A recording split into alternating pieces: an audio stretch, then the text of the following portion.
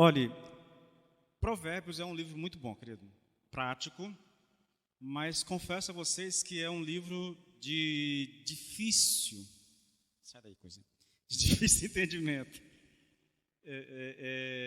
Sabe aquela simplicidade que se você não tiver cuidado você se perde? Eu lembro que uma vez eu fiz uma prova, eu estava no meu segundo grau na época, né? Não era ensino médio, era segundo grau. E eu estava no segundo ano do segundo grau. E tinha uma prova para um concurso do Banco do Nordeste. E eu fui fazer o concurso, só que a prova de matemática toda era matemática financeira, entende? E eu nunca tinha visto matemática financeira. Os alunos da tarde viram matemática financeira, mas como eu era aluno da noite, eu não tive acesso a essa matéria. Então eu tive que aprender matemática financeira sozinho. Peguei um livro de uma prima minha e fui estudar sozinho, né, um autodidata. E eu aprendi muito rápido, né? E eu fugi das questões mais simples e comecei a focar nas questões mais complicadas da matemática financeira, né? Aquela regra de 3, simples, composta, aquela coisa toda lá. E eu foquei naquilo, aprendi realmente e foquei naquele negócio ali. Me preocupei tanto com as questões mais difíceis da matemática financeira, que quando a prova veio, ela veio tão simples que eu me perdi. Eu não sei se vocês conseguem entender o que eu estou falando, entendeu? Você se planeja tanto, estuda tanto para algo difícil, e de repente vem algo simples, e quando você olha para aquilo, você não acredita. Meu Deus, mas isso... E eu acabei me embananando por causa disso. Eu acho, querido, que é mais ou menos nesse estilo que segue o livro de Provérbios. São coisas simples, mas que se você não tiver cuidado com aquilo que é simples, você pode se perder muito facilmente, querido. Então eu gastei aí, irmãos, muito tempo estudando apenas os versículos 9 e 10, e para economizar o tempo de vocês, e para a gente não ficar sem a ministração completa, eu vou pular todas as partes, entendeu? E vou me ater exatamente ao que nós vamos ministrar hoje, que é só o versículo 9 e 10. Irmãos, eu fiz desses dois versículos uma ministração inteira para que você tente compreender aquilo que nós vamos ministrar, tá? Novamente, é algo simples. Eu poderia dar a vocês o entendimento desse versículo em 2 minutos, dizer o que ele está falando aqui. Agora, eu não gosto, irmãos, e é isso que me caracteriza um pouco com relação aos meus estudos. Por exemplo, eu não gosto de autores vagos, entendeu? Eu gosto de autores detalhistas. Eu gosto de uma coisa explicada. Tipo assim, o cara tá falando de alguma coisa ali, ele insere uma ideia nova, mas ele não traz nenhuma justificativa para aquela ideia. Ele age como se o leitor conhecesse aquilo. Eu não gosto disso, entendeu? Aí eu fico procurando logo no contexto se tem alguma coisa que vai explicar aquilo que ele diz. Quando não tem, eu fico frustrado, né? E eu continuo lendo porque é uma coisa pessoal minha. Dificilmente, só houve um livro na minha vida, 2 livros que eu larguei antes de terminar ele, né? Um do Augusto Cury, ele escreveu um livro lá sobre teoria multifocal. Nunca vou esquecer do nome do livro, né? Terrível demais para ler aquele livro. E um outro sobre como ler de verdade, entendeu? Esse não tanto pela dificuldade de leitura, mas aconteceu alguma coisa que eu deixei. Mas eu não gosto de deixar livro pela metade, irmãos. Eu leio tudo, tá? Mas eu tenho dificuldade quando se lança uma ideia e você não explica aquilo que está dizendo. Então, o que eu vou fazer a vocês, na verdade, eu vou explicar o texto para vocês, minuciosamente. Eu acredito que vou fazer isso, né? Me planejei para isso. E depois que eu fizer isso, eu vou tirar 3 lições práticas para nós do texto, tá bom? Então, ouça o texto. Honra ao Senhor com os teus bens e com as primícias de toda a tua renda, e se encherão fartamente os teus celeiros e transbordarão de vinho os teus lagares. Esse é o texto. Vamos orar. Pai, mais uma vez nós nos colocamos diante do Senhor, e dessa vez eu peço ao Senhor que nos auxilie no entendimento daquilo que nós vamos ministrar nessa noite, no nome de Jesus. Pai, abra o nosso entendimento, Senhor, para que possamos de fato compreender a Tua palavra.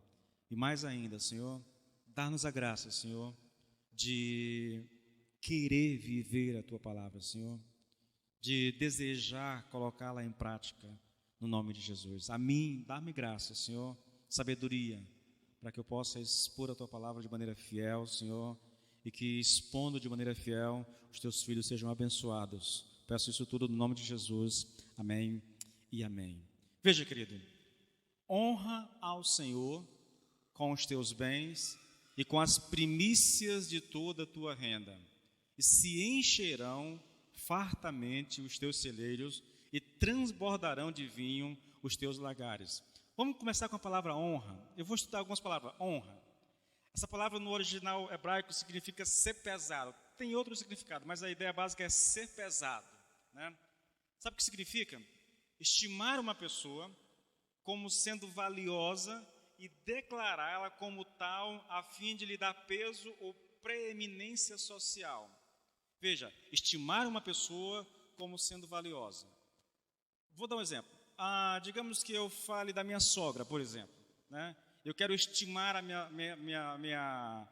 minha sogra, entendeu? Como uma pessoa valiosa, né? E depois eu declaro algo para dar peso a isso. Então eu chamo ela aqui, eu falo das características positivas da minha sogra, né? De que eu a tenho como mãe e aquela. Então eu vou honrar ela, entendeu? É isso que ele está falando aqui. Honrar significa isso: estimar uma pessoa como sendo valiosa e declará-la como tal, como valiosa, a fim de lhe dar peso ou preeminência social. Então, quando eu chamo aqui na frente, eu a elogio, eu destaco as suas qualidades, né? Eu estou honrando ela, entendeu? Estou projetando ela a vocês, honrando ela, tá? Agora, veja, aqui no nosso texto, querido, essa declaração não é feita por palavras, mas por meio do ato concreto de lhe apresentar tributo a partir da sua riqueza. Veja, o que essa palavra significa isso. Aqui, o autor, que é Salomão, ele fala da honra, mas não honrar a Deus com palavras, mas honrar a Deus a partir daquilo que Ele me deu, na verdade. Quando ele diz, honra ao Senhor com os teus bens, ele está dizendo, você vai honrar a Deus não falando de Deus, do seu poder, da sua glória, você vai honrar a Deus manifestando essa honra com o dinheiro, com os teus bens, com a tua renda. É por aí que caminha, tá bom, querido? Olha só, o que significa honrar a Deus com os nossos bens? E é aqui que eu vou tentar mostrar algo a vocês, né? E eu confesso uma coisa, irmãos, à medida que o texto vai se desenrolando, eu vou desenvolvendo o texto, eu vou entendendo aquilo ali, porque para mim é tudo desconhecido. Eu não chego com o texto com uma ideia fixa, entendeu? Eu vou falar sobre isso, não.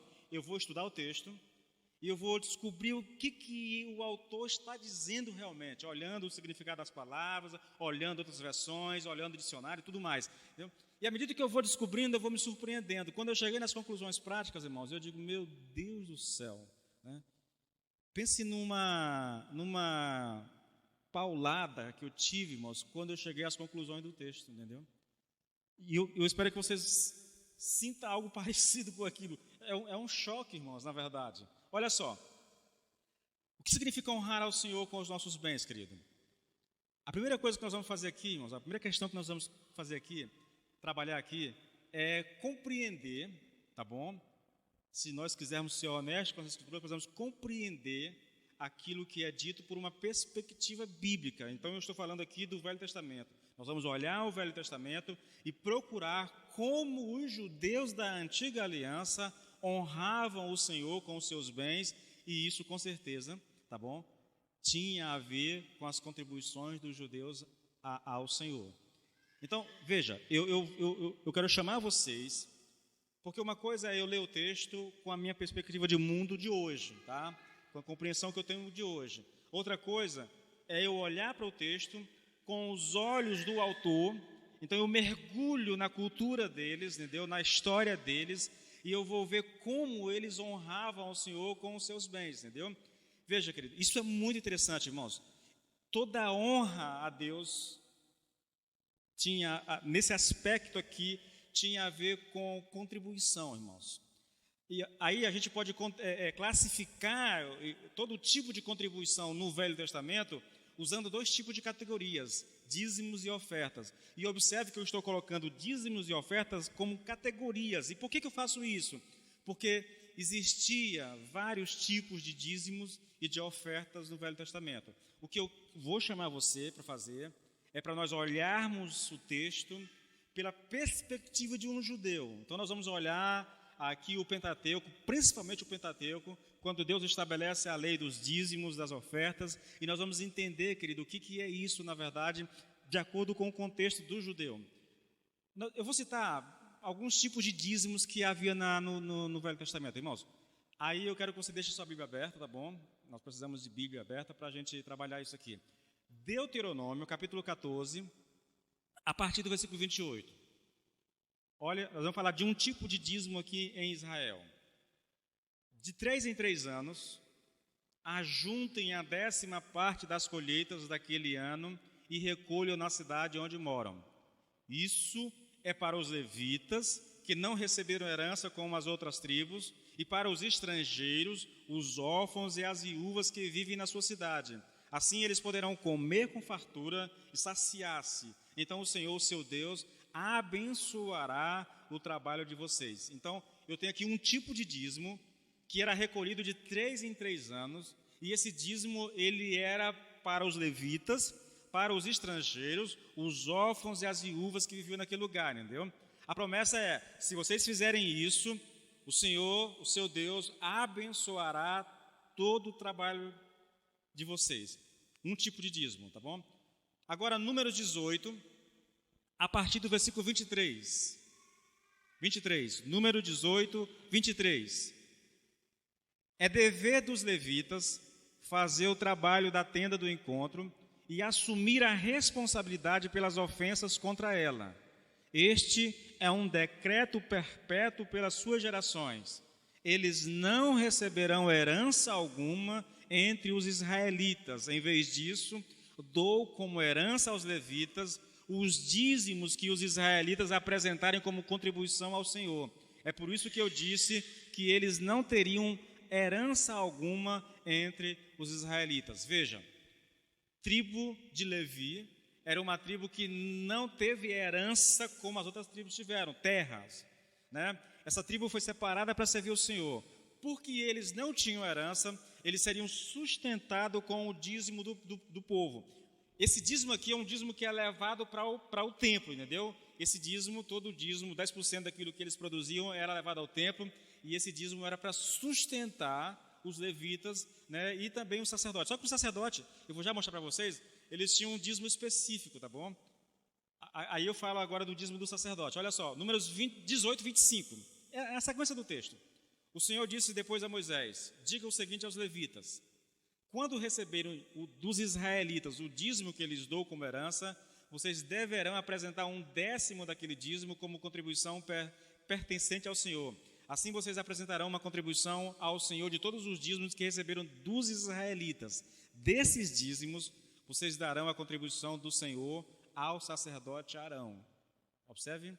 E deverão apresentar como contribuição ao Senhor a melhor parte, a parte sagrada de tudo que for dado a vocês. Há uma espécie de hierarquia, querido.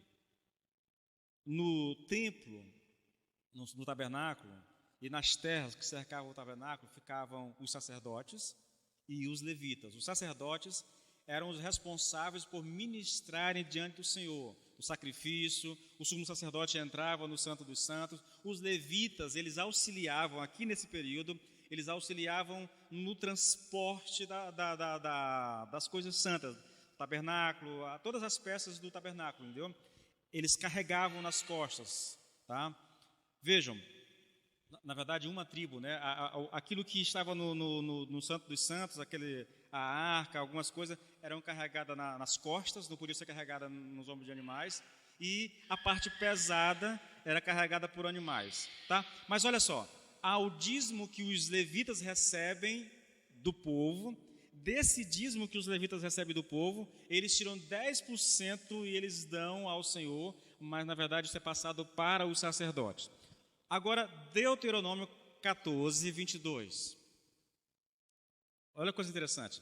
Certamente, vocês devem dar o dízimo de todo o fruto das suas sementes, que ano após ano se recolher do campo, e diante do Senhor, seu Deus, no lugar que ele escolher para ali fazer habitar o seu nome, vocês comerão os dízimos do cereal, do vinho, do azeite e os primogênitos das vacas e das ovelhas. Façam isso para que aprendam a temer o Senhor, seu Deus, todos os dias. Aqui é um outro dízimo. O primeiro dízimo era dado para os estrangeiros, os levitas, as viúvas e tudo mais. O segundo dízimo é dado aos levitas. Esse terceiro é dado aos sacerdotes. E esse aqui é um dízimo dos primeiros frutos, do primogênito do que nasce em Israel, do animal e dos primeiros frutos da terra. Ele é levado a Jerusalém e lá a família que está oferecendo, uma parte é sacrificada ao Senhor e outra parte eles comem ali diante do Senhor.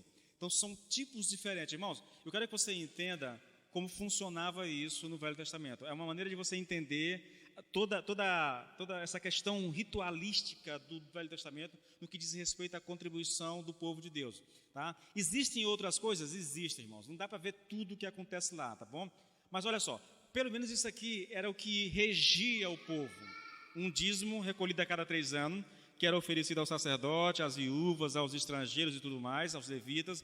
Um dízimo, 10% daquilo que o povo produzia era dado aos levitas para sustento dele, porque eles não tinham terra em Israel, não tinham direito à herança em Israel. Desse dízimo dos levitas, 10% era dado aos sacerdotes, entendeu? Havia também esse dízimo aqui, que era um dízimo em que o povo, todos os anos, a primeira cria, os primeiros frutos da terra, eles recolhiam num cesto, levavam para Jerusalém, e ali eles comiam diante do Senhor, entendeu? Sacrificavam uma parte, o resto comia diante do Senhor. Pelo menos isso aqui como base para você tentar entender como vivia um judeu no que diz respeito a essa questão de contribuição. Com relação aos dízimos. Agora, tipos de oferta, irmãos. Aí nós temos aqui algumas descrições. Primeiro, nós temos o holocausto. Ele era considerado o mais perfeito dos sacrifícios, tá bom? Ele, querido, era oferecido todos os dias, de manhã e de tarde, e lembrava a Israel da sua consagração a Deus. Levíticos 6, a partir do versículo 8. Eu estou falando do holocausto, querido. Olha só. O Senhor disse a Moisés: dê este mandamento a Arão e aos seus filhos. Esta é a regulamentação acerca do holocausto. Ele terá que ficar queimando até de manhã sobre as brasas do altar, onde o fogo terá que ser mantido aceso. Mantenha-se aceso o fogo no altar, não deve ser apagado. Toda manhã o sacerdote acrescentará lenha, arrumará o holocausto, sobre o fogo e queimará sobre ele a gordura das ofertas de comunhão. Mantenha-se o fogo continuamente aceso no altar, não deve ser apagado. De manhã, o sacerdote ia, removia as cinzas do holocausto que queimou durante a noite, e aí ele fazia um outro sacrifício. Irmãos, esse sacrifício era diário, entendeu? Diário. Há muitas festas em Israel, aos sábados, que além desse holocausto aqui havia um outro sacrifício. Havia o primeiro mês, o primeiro dia de cada mês, que além do sacrifício diário havia um outro sacrifício. Vinha as festas, já falar sobre as festas que aconteciam em Israel. Tudo isso, querido, era uma maneira desse povo servir a Deus. Era assim que eles honravam a Deus com os seus bens, tá bom? A segunda oferta é chamada de a oferta de cereais, irmãos, tá bom? Ou manjares. Só ler o texto, para a gente não perder muito tempo com isso. Só eu quero mostrar para vocês. Levíticos 2, a partir do versículo 1. Quando uma pessoa fizer a oferta de cereais ao Senhor, a sua oferta será da melhor farinha, derramará azeite sobre a farinha e porá incenso sobre ela. Levará a oferta aos filhos de Arão, os sacerdotes, e um deles pegará um punhado da melhor farinha e do seu azeite, com todo o seu incenso, e os queimará como poção memorial sobre o altar. É a oferta queimada de aroma agradável ao Senhor. O que ficar da oferta de cereais será de Arão e de seus filhos. É coisa santíssima das ofertas queimadas, oferta de cereais. Eu não vou me ater, querido. Tinha a oferta pacífica, só vou mostrar para vocês. Levítico 7. Veja, a partir do versículo 11. Esta é a lei a respeito das ofertas pacíficas que alguém pode oferecer ao Senhor. Se fizer por ação de graças, com a oferta de ação de graças, trará bolos sem fermento amassado com azeite, pães sem fermento, bem finos e untados com azeite, e bolos feitos com a melhor farinha, bem amassados com azeite. Isso se for por ação de graças. Agora, e se o sacrifício da oferta de alguém for voto ou oferta voluntária, no dia em que oferecer o seu sacrifício, se comerá, e o que dele ficar também poderá ser comido do dia seguinte.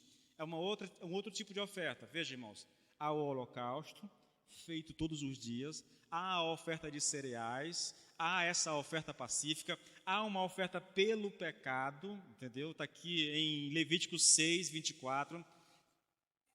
Rapidinho, só um rapidinho. Quem de vocês que estão aqui, com exceção da dona Ana, que não é da igreja, e da Marinha, que também não é, e ali do James Masdalé, que estão chegando agora, os irmãos da igreja estão todos lendo a Bíblia? Deixa eu ver quem está lendo. Quem está lendo? Vamos lá. Isso. Olha que bênção, gente. Então, se não passaram, vocês vão passar por isso aqui tudo, viu, gente?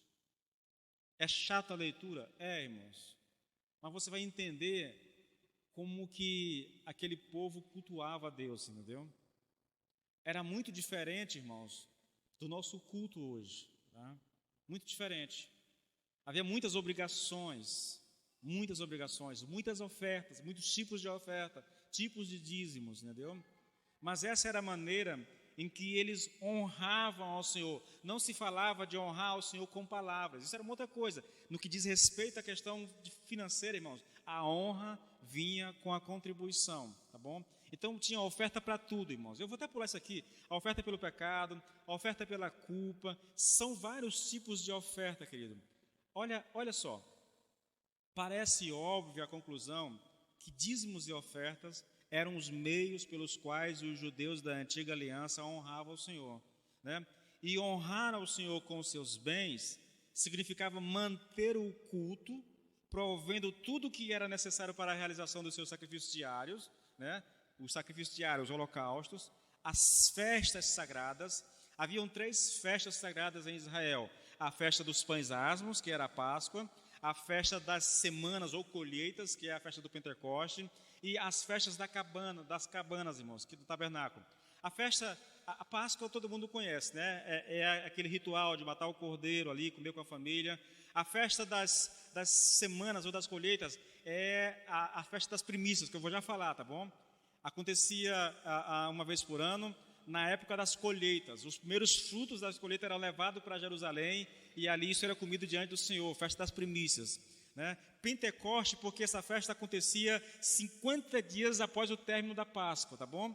E a festa das cabanas era quando os judeus, eles deixavam suas casas e construíam cabanas e moravam nela. Isso você vai ler no livro de Neemias, entendeu? Então, além dessas festas, além dos sacrifícios diários, dessas festas, tinha o sábado, tinha o primeiro dia do mês, entendeu? Tinha aqui um monte de celebração, irmãos, que os judeus faziam ao Senhor. Além de todas as celebrações, ainda tinha o sustento dos sacerdotes, o sustento dos levitas e a manutenção do tabernáculo ou do templo, entendeu? Na época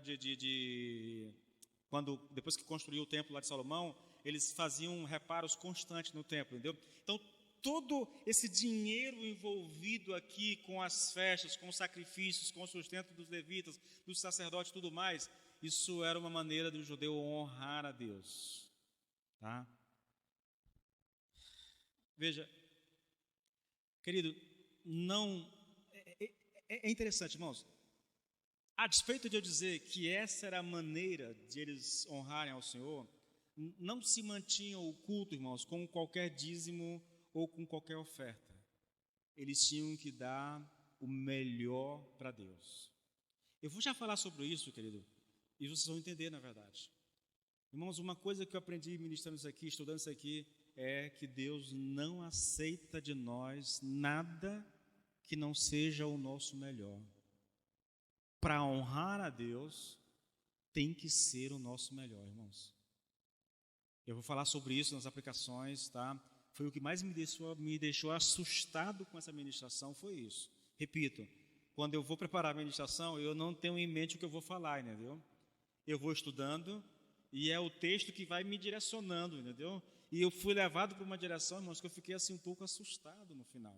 Mas vamos chegar lá, tá bom? Veja, honra o Senhor com os teus bens e com as primícias de toda a tua renda. Eu já tratei da primeira parte, né, os teus bens. Agora a gente vai tratar da segunda, que é as primícias. Honra o Senhor com os teus bens e agora as primícias de toda a tua renda. Essa palavra primícia, irmãos, é uma palavra interessante. Há duas palavras hebraicas, duas palavras principais no hebraico para descrever elas, e há também uma no grego. As palavras no hebraico, irmãos, eu não consigo, eu até leio um pouco de grego, né? Mas eu não consigo pronunciar direito as palavras, assim, eu entendo o que elas significam, sei o que elas querem dizer, no geral, mas eu não sei pronunciar, é que nem o inglês, né? A gente conhece o significado de um monte de palavras, mas eu não sei pronunciar exatamente. Então, vamos lá. A primeira palavra hebraica para primícias é bikur, é assim que está escrito, tá bom? Significa primeiro fruto. Primeiro fruto. É muito específico, irmãos. Primícias tem a ver com os primeiros frutos que a terra produz, tá? Essa palavra, esse termo hebraico, ele aparece 18 vezes. Aqui eu tenho todas as citações, mas eu não vou fazer porque senão fica muito longo, né? A segunda palavra hebraica para primícias é a palavra reshit. Reshit significa primeiro ou principal. Isso é o significado de primícia. Essa é uma palavra que aparece muito também. E no grego, a palavra é apaché, significa primeiros frutos. Aparece um monte de vezes também, tá? Veja, os preceitos levíticos acerca dessa questão das primícias tinham o propósito de relembrar os homens sobre todas as coisas boas que lhes são dadas como presente ou dádivas, tá? As primícias eram ofertas de vários tipos. Eram oferecidas aos sacerdotes como representantes do povo, né? E uma certa porção das primícias era sacrificada e a outra parte era usada pelos sacerdotes que se ocupavam dos deveres religiosos e não produziam alimentos para si mesmos. Era uma das 3 festas religiosas do povo de Israel. É a festa das colheitas, entendeu? Essa festa acontecia, deixa eu tentar lembrar aqui, irmãos, se eu não me engano, a festa das colheitas eu não sei eu não lembro aqui o mês, outubro, eu não lembro exatamente. No Brasil, querido, agora não, né, está parado, mas no Brasil, 3 vezes por ano, na verdade no mundo todo, existem caravanas que vão a Jerusalém ainda hoje para celebrar essas festas, sabiam? A Páscoa, a festa das colheitas e o Pentecostes. É um evento histórico em Jerusalém, e que gente do mundo inteiro, esse pessoal todinho aí, Luciano Subirá, Hernando Dias Lopes, esse pessoal todo, Silas Malafaia, todos esses grandes pastores conhecidos, eles têm caravana para lá, irmãos, entendeu? Que eles vão nesse período, nesses 3 períodos do ano. Se eu não me engano, é março a primeira, aí o segundo, não sei se é junho, e uma outra em setembro, outubro, uma coisa assim. São 3 meses por ano que tem essas festas. Essas festas eram festas sagradas do povo judeu, em que eles não poderiam, nessas festas, se apresentar ao Senhor de mãos vazias. Ao ir à festa, eles tinham que levar uma oferta ao Senhor, tá? Eu tenho uma descrição aqui, irmãos, bem interessante, do significado dessa festa para o judeu. Olha só, Deuteronômio 26, a partir do versículo 1. Eu vou ler alguns versículos para você ter uma noção do que significava isso para o judeu, tá? Olha só, ao entrar na terra que o Senhor, seu Deus, lhe dá por herança, ao possuí-la e morar nela, você deve, Deuteronômio 26, a partir do versículo 1, agora estou lendo 2. Você deve pegar as primícias de todos os frutos que colheu na terra que o Senhor, seu Deus, lhe deu, colocá-las num cesto e ir ao lugar que o Senhor, seu Deus, escolher para ali fazer habitar o seu nome. Você chegará ao sacerdote que estiver de serviço naqueles dias e lhe dirá: hoje declaro ao Senhor, seu Deus, que entrei na terra que o Senhor, sob juramento, prometeu dar aos nossos pais. Versículo 6, querido. Aí ele continua narrando essa questão. Mas os egípcios nos maltrataram, oprimiram e nos impuseram dura servidão. Clamamos ao Senhor, Deus de nossos pais, e o Senhor ouviu a nossa voz e viu a nossa angústia, o nosso trabalho e a nossa opressão. E o Senhor nos tirou do Egito com mão poderosa, com braço estendido, com grande espanto, com sinais e com milagres. Ele nos trouxe a este lugar e nos deu esta terra, terra que emana leite e mel. Eis que agora trago as primícias dos frutos da terra que tu, ó Senhor, me deste. Então vocês as colocará diante do Senhor seu Deus e se prostrará diante dele. Irmãos, eles tinham que fazer uma declaração na hora de entregar. A declaração era: nós éramos escravos no Egito, vivíamos oprimidos pelos egípcios, mas o Senhor, com um braço forte, nos libertou do Egito e nos trouxe para uma terra que mana leite e mel. Por isso, nós estamos aqui com as nossas primícias. Os primeiros frutos da terra eram consagrados ao Senhor. Irmãos, era uma oferta específica de gratidão, tá? De gratidão. Eles eram escravos, foram libertos e o Senhor levou eles para essa terra, entendeu? Por isso eles traziam ao Senhor as primícias da terra. E a vontade que tem, irmãos, é de deixar a exposição aqui e passar a fazer aplicações práticas, porque isso aqui é muito importante, irmãos. O reconhecimento, o ritual que se repete ano após ano, para que eles não esqueçam. Lembra, o Senhor tirou o povo do Egito e estabeleceu a Páscoa. O que é a Páscoa? A Páscoa é para que o judeu nunca esqueça de onde Deus os tirou. Entende? Irmãos, ainda hoje, quase 5.000 anos depois, os judeus ainda celebram a Páscoa, irmãos. A festa das colheitas, ainda hoje, isso foi estabelecido lá no deserto, irmãos, 2 anos depois, 1 ano depois que eles saíram do Egito, foi estabelecido isso aqui.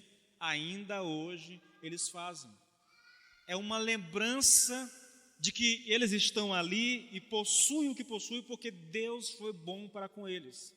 Porque Deus os tirou da escravidão e lhes colocou numa terra. Mais ainda, querido, eu li isso hoje. Alguém fez um estudo sobre a questão das primícias, né? Os motivos das primícias é essa questão da recordação, da lembrança do que Deus fez, mas também, irmãos, porque Israel está num lugar onde muita da terra não é produtivo, entendeu? Então a terra produzir com abundância é um milagre de Deus. Por isso eles devolvem ao Senhor, eles levam as primícias ao Senhor. Vamos lá, querido. Olha só. Observe, querido, que as duas partes do texto se complementam. Vejam, honra ao Senhor, né? Como é que se honra ao Senhor? Com os teus bens e com as primícias de toda a tua renda. A Nova Bíblia Viva, irmãos, ela captou essa ideia de completude do texto, de plenitude do texto. O texto está ensinando uma única coisa, querido. Olha como é que a Nova Viva traduziu o texto. Honre o Senhor, oferecendo a Ele a melhor parte de tudo o que a sua terra produz. É essa a ideia de Salomão, irmãos. Você vai honrar o Senhor, oferecendo a Ele a melhor parte daquilo que a terra produz. Isso é honrar a Deus. Veja, a honra só acontece, irmãos, se for a melhor parte oferecida para Deus. Eu estou me segurando para não entrar nas aplicações, já que eu chego lá, irmãos. A honra acontece quando nós oferecemos o melhor dos nossos bens, irmãos. E o melhor significa a melhor parte, a parte principal, a primeira parte, a parte mais importante. Isso aqui é o melhor, irmãos, tá? É interessante se você pegar isso, irmãos, e for lá para Mateus 6,33, né? Busquem o Senhor em primeiro lugar, né? Dê ao Senhor o melhor de si mesmo, né? E aí Ele vai te acrescentar. É muito interessante a ligação que é feita. Mas eu vou te mostrar um outro texto, irmãos, onde durante tempos e tantas leituras bíblicas isso me caiu como uma luva. Abra aí, se você puder, em Gênesis, capítulo 4. Para que você entenda o texto, veja. Honre o Senhor, oferecendo a melhor parte de tudo que a sua terra produz. Então, o que estou dizendo é o seguinte, é que a honra, ela acontece quando nós oferecemos a Deus o melhor dos nossos bens. E o melhor, querido, significa a melhor parte, a parte principal, a primeira parte, a parte mais importante. É isso que é o melhor dos nossos bens. Agora leia com isso em mente, leia Gênesis 4, 3. Olha, aconteceu, preste atenção, irmãos, aconteceu que ao fim de um certo tempo, Caim trouxe do fruto da terra uma oferta ao Senhor. Abel, por sua vez, trouxe das primícias do seu rebanho e da gordura deste. Olha o que aconteceu. O Senhor se agradou de Abel e da sua oferta. Será que você consegue fazer a conexão? Veja aqui, irmãos, é muito óbvio agora, lendo isso aqui, que a rejeição da oferta de Caim foi que ele trouxe uma oferta no final da colheita. Ele diz aqui, ao fim de um certo tempo. Poderia ter sido dito ao fim de uma colheita, entendeu? Ele trouxe a Deus uma oferta do final da colheita. O que seria em nossos dias, irmãos, dar a Deus as sobras, entendeu? E se você tem alguma resistência com essa ideia, observe o contraste, irmãos, da oferta de Abel. Abel, por sua vez, trouxe das primícias. Caim, ao fim de um certo tempo, trouxe a Deus do fruto da terra, né? Uma oferta. Deus se alegraria? Com certeza. Se aquele fruto fosse o melhor, se aquele fruto fosse a primícia, mas não, ele trouxe no final, entendeu? No nosso linguajar, ele deu as sobras ao Senhor. Ele vou dar uma oferta ao Senhor, pegou lá do que estava sobrando e deu ao Senhor. Queridos, deixa eu chamar sua atenção para uma coisa. Ô, irmão, esse negócio aqui, acho que é por isso que está doendo minhas costas, já está doendo já. Eu não fico me movimentando, eu gosto de ficar me movimentando porque aí alivia um pouco a dor nas costas, né?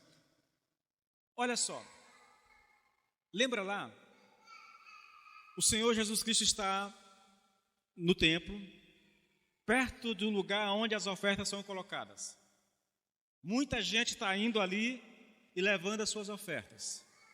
Muita gente está colocando ali ofertas generosíssimas, gordas, entendeu? Muito dinheiro. Mas no meio daquele povo todo, há uma viuvinha e ela está indo para Deus com, dependendo do livro que você vai ler, uma ou duas ofertas ao Senhor. Insignificante diante do valor daquilo que está sendo colocado lá.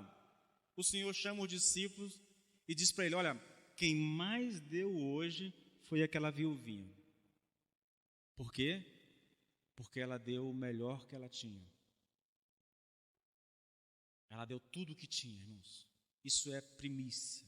Isso é dar o nosso melhor ao Senhor. E ele diz mais, os outros estavam dando do que lhes sobrava, entendeu? A honra, irmãos, não acontece pelo valor que nós damos. E entenda isso, querido, entenda isso. A oferta, para ser valiosa, não precisa ser muita. Ela precisa ser importante. Ela precisa ter valor para nós. Tem que ser algo importante para nós. Primícias, irmãos. Aquilo que nos custa alguma coisa, sabe? O nosso melhor tem que ser dado ao Senhor. Eu estou já quase entrando aqui nas... Vamos lá. Novamente eu vou ler o texto, tá bom? E eu vou chegar já, irmãos, na segunda parte do versículo, na promessa. Eu vou ser bem rápido para poder chegar nas aplicações. Eu tenho tempo ainda, estou olhando aqui para o relógio, ainda tenho tempo, tá bom? Honra ao Senhor com os teus bens e com as primícias de toda a tua renda, e se encherão fartamente os teus celeiros, e transbordarão de vinho os teus lagares. Bom, nós já vimos aqui, né, como é que se honra a Deus, com o melhor dos nossos recursos, né? A promessa para quem faz isso é: se encherão fartamente os teus celeiros e transbordarão, vou repetir, e transbordarão os teus lagares. Celeiros, irmãos, eram os depósitos onde os judeus guardavam a colheita. Tá? É simples assim. Era o lugar onde eles guardavam as colheitas. A promessa é que esses depósitos ficarão tão cheios que não caberão neles toda a colheita, tá? E você ouve isso aqui, irmãos, é muito semelhante à promessa de Malaquias. Lembra lá de Malaquias 3:10? Tragam todos os dízimos aos depósitos do templo para haver alimento suficiente em minha casa. Ponham-me à prova, diz o Senhor dos Exércitos, e eu abrirei a janela dos céus, derramarei uma bênção tão grande que não terão lugar onde guardá-la. Os celeiros não comportarão, entendeu? Suas colheitas serão formidáveis, porque eu as protegerei dos bichos e das pragas. As uvas, é muito semelhante, irmãos, é muito parecida. As uvas não murcharão antes de amadurecer, diz o Senhor dos Exércitos. O que é abrir a janela dos céus, irmãos, sobre nós? Não é que Deus vai derramar alguma coisa lá do alto sobre a nossa cabeça. Ele vai colocar as mãos sobre aquilo que é nosso. E nada vai consumir aquilo, irmãos. Deus vai fazer render. No caso dos judeus, as pragas não chegarão.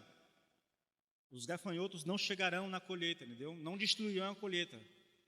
Além de não destruir, o Senhor vai dar chuva no tempo certo, na quantidade certa, para que aquilo que eles semearam dê a eles uma colheita abundante, farta, de tal maneira que os celeiros não comportarão tudo o que for produzido, entendeu? O que é abrir a janela dos céus? Novamente, as uvas não murcharão antes de amadurecer. Novamente, irmãos, clima no tempo certo, chuva no tempo certo, a quantidade certa, para que aquilo que foi produzido dê além daquilo que era esperado, entendeu? Lagares transbordantes, irmãos.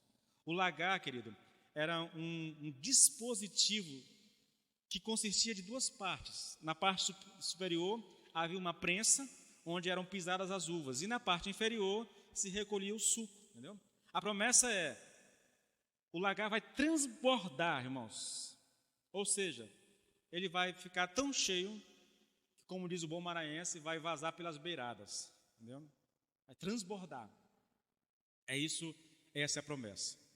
Sintetizando tudo que eu disse até agora, para poder fazer as aplicações, tudo que foi dito até agora, sintetizando tudo que foi dito, podemos afirmar que quando honramos a Deus com o melhor da nossa renda, desfrutaremos de abundância financeira. Essa é a promessa, irmãos.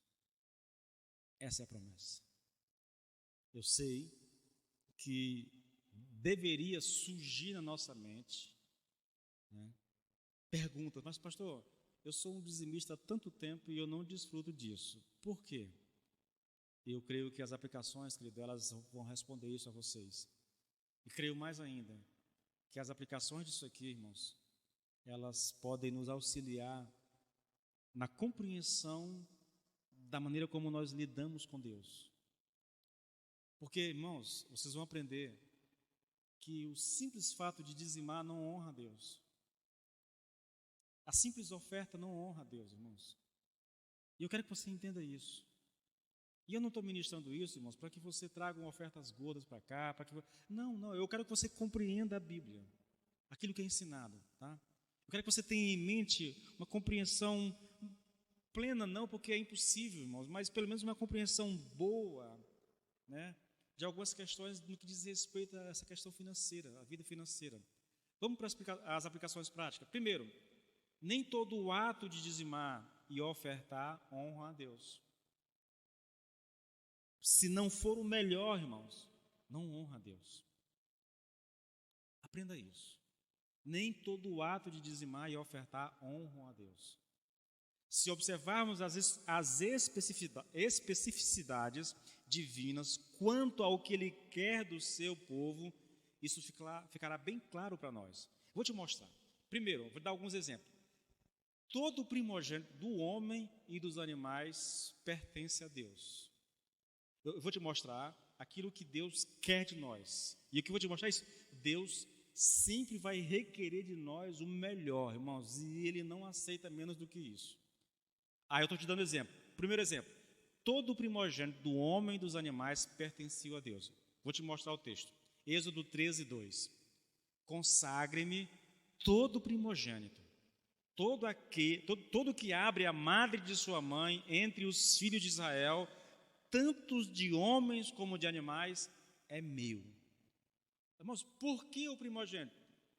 É por causa do primogênito de Israel também. Mas porque o primogênito, irmão, representa o vigor de um homem. Entende? Sobre o primogênito estava a bênção do pai, entende? A ponto de Jacó e Esaú brigarem por causa disso, entendeu? A bênção bênção dobrada que recebia o primogênito, porque ele representava o vigor do pai, entendeu? Não é a masculinidade, como é que chama? Meu Deus, tem um termo que fala, fugiu aqui agora. Não a hombridade, a virilidade masculina, entendeu? Isso, obrigado, entendeu? Se nasce, irmãos, ali está uma prova da virilidade, entendeu? Está uma prova da bênção do Senhor, tanto do homem como dos animais. Era de Deus, não se podia pegar. Havia leis sobre essa questão. Lá na frente, Deus estabelece lá com Moisés o seguinte: olha, conta os primogênitos de vocês, deu tanto, agora conta aí o povo da tribo de Levi, e a tribo de Levi ficará no lugar do primogênito, dos primogênitos dos homens, entendeu? Agora, os animais, era simples, nasceu, irmãos, é de Deus. Se é um animal puro e nasceu normal, sem defeito, então vai ser consagrado. Se não é, se paga um resgate pelo outro animal, entendeu? Porque ele não pode ser levado para o Senhor. Então, havia umas regras lá bem interessantes. Isso está tudo em Levíticos, Números, você pode olhar isso lá, tá bom? Segunda coisa, os primeiros frutos de tudo que a terra produz pertenciam a Deus. Irmãos, o melhor sempre para Deus. Números 18, 13. Os primeiros frutos de tudo que houver na terra, que trouxerem ao Senhor, serão teus. Todo o que estiver limpo na tua casa comerá. É levado para o tabernáculo e ali é dado aos sacerdotes e levitas, tá bom? Os primeiros frutos do Senhor. Nenhum animal com defeito poderia ser sacrificado ao Senhor. Essa é a briga lá em Malaquias, entendeu? Veja, né? Números 6, 14. Ele apresentará sua oferta ao Senhor, um cordeiro de 1 ano sem defeito em holocausto, e uma cordeira de 1 ano sem defeito para a oferta pelo pecado, e um carneiro sem defeito por oferta pacífica. Sem defeito, irmãos, tem defeito, não pode ser levado ao Senhor, porque Ele não aceita. Entende? É para Deus? Então tem que ser o melhor, o melhor. Nenhum sacerdote, olha aqui, nenhum sacerdote com algum tipo de defeito físico poderia servir diante do altar de Deus, irmãos.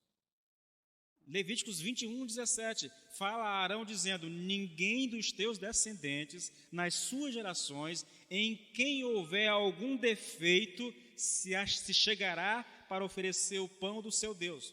Tem defeito físico? Se fosse hoje, né? Era discriminação. Isso Tem defeito, irmãos? Não pode chegar diante do Senhor, entendeu? Por quê, irmãos? Porque o melhor tinha que ser para Deus. Irmãos, repetindo para vocês o princípio: nem todo o ato de dizimar e ofertar honram a Deus. Se o meu dízimo não for melhor, se a minha oferta não for melhor que eu tenho para dar, vai ser recebido, vai ser usado como a gente usa todo o dinheiro aqui para pagar as contas e tudo mais, mas eu estou falando de honrar a Deus, irmãos, de honrar a Deus. Segundo princípio, segunda lição prática, irmãos, é uma pergunta: não seria este o motivo de não desfrutarmos de uma promessa tão poderosa? Qual é a promessa? Celeiros cheios e lagares transbordantes. Não seria por isso que nós não estamos desfrutando de tudo aquilo que Deus tem para nos dar, irmãos? Qual é o motivo? O não honrarmos ao Senhor. Aí eu tenho algumas perguntas para te fazer rapidinho. Primeiro, pergunta para você, irmãos: teu dízimo é o melhor da tua renda? Pastor, mas como é que funciona isso? A primeira coisa que você faz ao receber o seu salário é separar o dízimo do Senhor? Entende? Queridos, deixa eu dar uma palavra sobre isso, irmãos. Eu quero que você aprenda um princípio, irmãos, simples, muito simples, e que pode ser colocado em prática de maneira muito fácil. Nós somos uma igreja, irmãos, que eu louvo a Deus, é uma igreja fiel.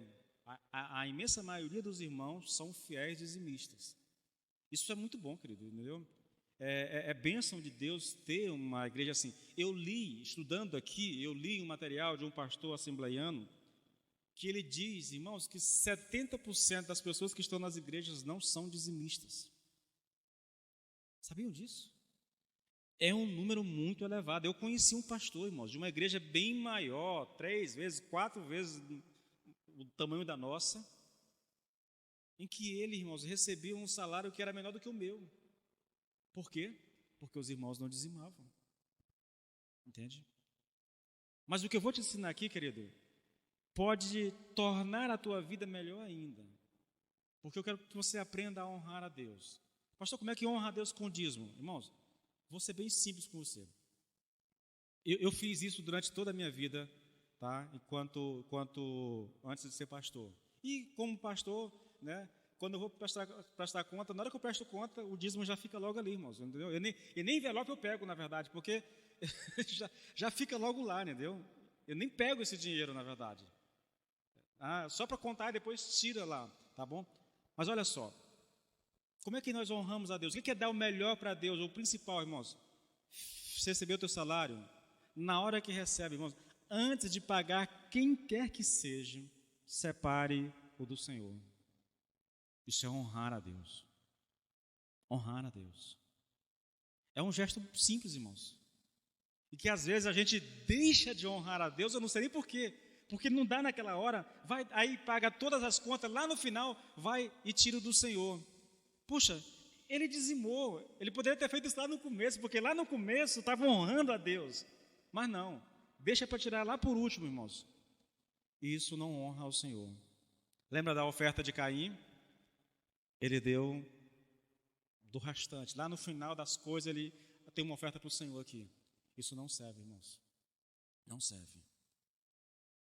Olha, eu sempre falo isso, querido, não por vocês, mas como eu sei que essa mensagem vai para a internet, eu estou publicando, querido, já peço aqui para você, me ajude lá no YouTube, tá bom?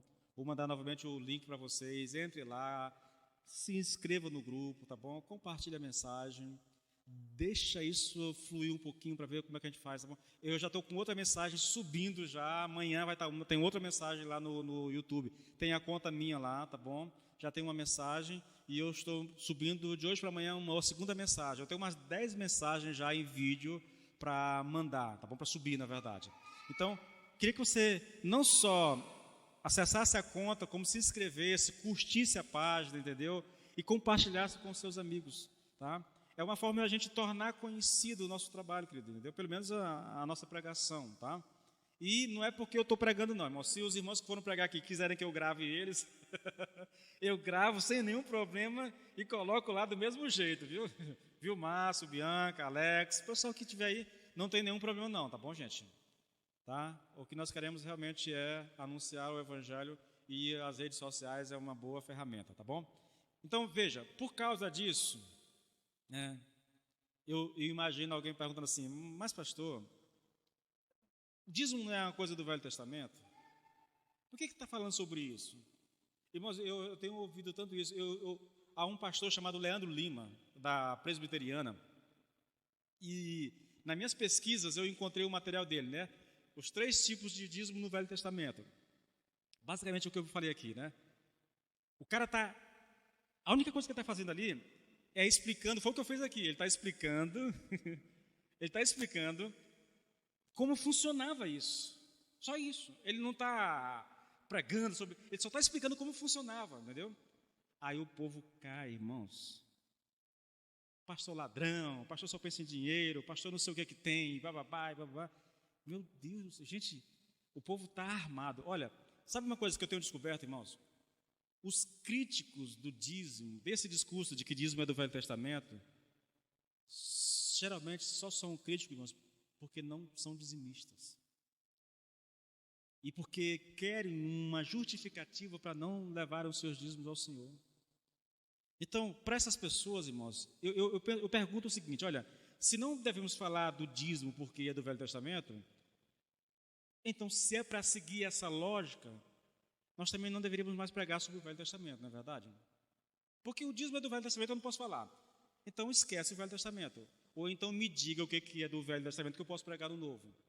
Você sabia que existe um princípio aí, eu não sei se é na hermenêutica, é uma coisa assim, dessas ciências aí que faz com que a gente compreenda o que é do Velho Testamento que pode ser aplicado nas nossas vidas hoje? Por exemplo, alguém lendo a Bíblia, achei muito interessante a pergunta, muito curiosa e fiquei feliz, na verdade. Pastor, nós não guardamos os sábados. Eu digo, sim, minha irmã, é verdade. Mas por que no Velho Testamento fala tanto sobre o sábado e nós não guardamos? Né? E fala do dízimo e nós guardamos. Eu digo, puxa, que observação bem interessante, irmãos. Você deveria ter tido essa sacada antes, né? Por que nós não guardamos o sábado, mas nós somos dizimistas, né? Aí há um princípio, irmãos, interessante, muito interessante nessa questão da interpretação e nas aplicações que nós fazemos da Bíblia. Se você pegar o sábado, por exemplo, o sábado, quando ele chega no Novo Testamento, acontece uma coisa interessante nos evangelhos. Jesus Cristo, não é que ele é contra o sábado, mas ele bate contra a ideia do sábado por causa da atitude dos fariseus, né? Ele vai dizer que o sábado não foi criado por causa que o homem não foi criado por causa do sábado, mas o sábado foi criado por causa do homem, que ele é maior do que o sábado, né? E aí quando você chega depois nas cartas, você vai perceber que o dia do Senhor já é o domingo e não mais o sábado. E por que há essa alteração, querido, de uma aliança para outra? É porque, eu diria assim, para a infelicidade dos judeus e de algumas pessoas que querem manter o sábado hoje, o Senhor Jesus Cristo ressuscitou exatamente no domingo, irmãos. E é por isso que a igreja guarda o domingo hoje. Aí alguém vem dizer, mas o domingo é o dia do sol, nós estamos adorando o sol. Irmãos, Sunday é o nome que se dá para domingo em inglês. Mas tenho certeza que um judeu convertido, como Paulo, por exemplo, lá no século I da história cristã, não sabia que Sunday significava. É tolice, na verdade, é bobagem, entendeu? Repito, querido, se alguém, irmãos, hoje eu tenho consciência disso. Se uma pessoa acha que guardar o sábado é válido, irmãos, eu não tenho problema com isso. Eu não teria nem problema de conviver com uma pessoa assim, desde que ela não queira impor o sábado a mim, entendeu? Se ela acha que pode guardar e que isso não vai afetar nada na vida dela, amém, guarde. Agora, quando você diz assim, se você não guardar o sábado, você não é salvo, aí, irmãos, nós caímos lá na justificação pela fé. Nós estamos condicionando a salvação à guarda do sábado. Acabou a conversa, não tem argumento, não tem discussão mais, tá bom? Tá aí o dízimo, pastor. Por que a gente fala do dízimo, irmãos? O dízimo, ele é sustentado no Novo Testamento. Ah, pastor, mas tem tão poucas passagens. Sim, querido. Mas ele passa de uma aliança para outra. O próprio Jesus Cristo fala sobre isso. Diz para a gente dizimar, entendeu? Quando você chega lá no livro de Hebreus, há mais indicação, entende? Então, passou, irmãos. Eu, particularmente, irmãos, se me perguntar assim, Edilson, e o que tu acha? Irmãos, eu mantenho o dízimo, eu ensino o dízimo, porque pelo menos te dá uma noção do que você deve dar ao Senhor. Porque na minha leitura que eu faço do Novo Testamento, o dízimo, irmãos, ele deveria, talvez nem se chamar dízimo, a nossa contribuição deveria ser muito mais do que 10%. Se você pegar a Bíblia como base, você vai perceber, irmãos, é muito mais do que isso, o Novo Testamento. Ah, pastor, mas a gente mantém o 10. Sim, eu mantenho o 10 porque aí você tem uma noção do que vai fazer, e tem respaldo no Velho, tem algum respaldo no Novo Testamento, mantém isso, entendeu? Mas, olha, eu li de homens de Deus que não guardam, não dão dízimo, eles contribuem, mas aquilo que eles contribuem é muito mais do que o dízimo seria, entendeu? Por causa dessa compreensão que eles têm do Novo Testamento. Irmãos, lembra lá de Jesus Cristo? Está escrito. Lembra lá? Está escrito. Tipo assim, não terás outra, não adulterarás, ou coisa assim. Aí o Senhor vai pegar aquilo que está escrito de não adulterar, né? E vai elevar isso, irmãos, para um nível quase absurdo. Ele diz assim, olha, era assim que estava escrito, mas a aplicação real é essa. Se você olhar para uma mulher e desejar ela no coração, você já cometeu adultério no seu coração. Não aliviou a lei, irmãos, subiu o nível, na verdade. Está escrito, né? Aquela questão de matar lá, né? Se você não matarás. Mas eu vos digo, se você guardar ódio no coração, e eu estou traduzindo, se você guardar ódio no coração com relação a alguém, você já o matou no seu coração. Então ele não aboliu, irmãos. Na minha concepção, a lei é levada para um patamar mais difícil do que já era, entendeu? Mais difícil do que já era. Então, sábado e dízimo. O sábado ele cai no Novo Testamento, irmãos. O dízimo permanece. Simples assim, tá? Vamos lá. A terceira aplicação, querido. A verdadeira honra ao Senhor só acontece quando oferecemos o nosso melhor a Ele. E eu vou ampliar aquilo que eu venho dizendo, porque até agora eu tenho falado de oferecer o melhor no que diz respeito à questão financeira. Mas eu quero fechar essa mensagem ampliando isso para um outro patamar, irmãos. Não é apenas o melhor da nossa renda, mas o melhor do nosso tempo, o melhor do nosso vigor, o melhor da nossa capacidade cognitiva. Levanta, tu está quase dormindo, cidadão. Vai tomar uma água, caminha aí, senão tu quebra o celular.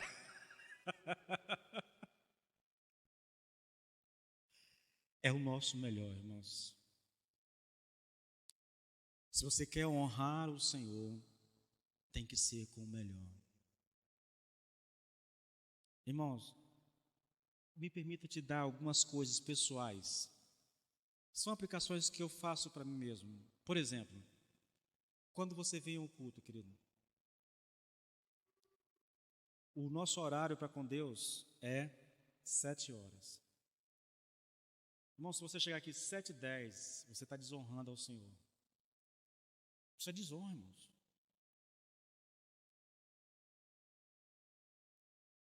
Pergunta para o Júnior, que talvez mais se encaixe na profissão que eu quero. O Júnior tem uma cliente marcada para 7 horas. Deu 7h10, a cliente não chegou e não avisou nada. O que ele faz? A próxima da fila entra. Lógico, irmãos. Normal. Entendeu? Horário, irmãos, é horário. Eu acredito que o nosso drama com relação a isso, irmãos, é porque nós pensamos o seguinte: mas eu vou para o culto. Você não imagina que tem um encontro marcado com Deus. O culto, irmãos, é um encontro marcado com Deus. Então, se eu tenho um encontro com Deus, irmãos, eu tenho 7 horas, eu chego 7h10, eu estou dizendo, ele vai ter que me esperar por 10 minutos. Entende? É desonra, irmãos. É desonra, querido. Não tem outra palavra para isso. Desonra. A gente precisa aprender a encarar essas coisas, irmãos, pela perspectiva correta. Pense na leitura bíblica, né? Foi aqui o meu choque, irmãos. Olha, quando eu cheguei nessas aplicações, eu digo, meu Deus, me perdoe, Senhor, porque, veja, às vezes, a gente vai ler, irmãos, numa hora em que a mente já está tão cansada que você não consegue nem se concentrar naquilo que está lendo. Sabe, irmãos, isso, na minha leitura, e eu praticamente aponto o dedo para mim algumas vezes, porque eu já fiz isso, né? Ainda que os meus horários de leitura, eu escolho um horário que é antes de dormir, entende? É quando eu estou mais lúcido, né? Eu leio até dar sono, quando o sono vem eu largo, e leio quando acordo, entendeu? Acordo, eu vou ler também, porque eu quero que a minha mente esteja no seu melhor momento para receber a palavra. Porque ler, meu irmão, quando você está muito cansado, muito fadigado, que você pega a Bíblia para ler, irmãos, você está oferecendo a Deus sobras. Você gastou o melhor do seu vigor, da sua capacidade cognitiva com outras coisas, e agora está dando as sobras para Deus. Isso desonra ao Senhor, querido. Isso desonra ao Senhor. Irmãos, eu não falo isso porque eu queira apontar dedo para vocês. Não é, querido. Eu falo isso porque meu papel como pastor é te orientar. Para que você viva um cristianismo de uma maneira abençoadora e abençoada, entendeu? Se esforce, querido, para dar o seu melhor. Oração é outra coisa, irmãos. Aqui, aí eu já disse a vocês, no meu caso é espiritual. Não tem como, irmãos, porque eu acordo, eu leio a Bíblia e eu vou orar. E graças a Deus, eu nem te, agora que eu estou falando que me veio à mente, faz um tempo já, mais ou menos assim uns 2, 3 meses, que isso não tem mais acontecido, entendeu? Eu vou orar e graças a Deus eu tenho conseguido orar normalmente, né? Mas no geral, irmãos, eu enfrento uma guerra muito severa com relação a isso. Quando eu vou orar, irmãos, sou atacado de um sono tão profundo que eu não tenho explicação para aquilo. E eu faço isso, às vezes, logo depois de acordar, irmãos. É o que mais me assusta. Puxa, eu dormi bem, acordei ali, tomei um cafezinho, estou esperto, mas eu vou para a rede orar e aí começa o sono, irmãos. A minha esposa disse que é porque eu oro deitado. Não, não é, irmãos. Se eu orar em pé, dá sono do mesmo jeito. Se eu orar sentado, o sono vem, irmãos, entendeu? Eu acho que aquilo é espiritual. Mas não é porque eu estou dando o pior do meu tempo para Deus, não, irmãos. É porque aquela coisa ali é maligna, aquele negócio. Entende? O nosso chamado, irmãos, é para que a gente ofereça a Deus o nosso melhor. É nas finanças, o nosso melhor. Dê o seu melhor, irmãos. Dê o seu melhor. Se você não faz isso, você acaba desonrando ao Senhor. E deixa, irmãos, de receber bênçãos tão poderosas como essas que nós vimos aqui. Honra ao Senhor com os teus bens e com as primícias de toda a tua renda. E se você fizer isso, a promessa é muito clara, irmãos. Dê o seu melhor a Deus e você vai ser abençoado financeiramente. Ofereça a Deus o melhor da sua renda e você vai ser recompensado. Irmãos, eu não tenho como dizer, eu vou parecer um pastor daqueles que pregam a teologia da prosperidade mesmo, mas não tem como você ler o texto, irmãos, e chegar a algum outro tipo de conclusão. Tudo que eu li, tudo que eu planejei, tudo que eu estudei, me leva para essa conclusão, irmãos. Quando nós honramos a Deus com as nossas finanças, Ele nos abençoa. Ele nos abençoa. E nós honramos a Deus com as nossas finanças, dando a Ele o nosso melhor, irmãos. O nosso melhor. Tá? Fica a mensagem para vocês. Eu espero que vocês compreendam aquilo que eu estou ensinando. Mais ainda, irmãos, eu espero que vocês coloquem em prática isso. Tá? Sua oração, no seu horário com Deus, na sua vida financeira, na leitura da Bíblia, em tudo que você for fazer para Deus, querido, o melhor. O melhor. Tá? Se não for o melhor, não honra a Deus. Se coloque de pé, por favor.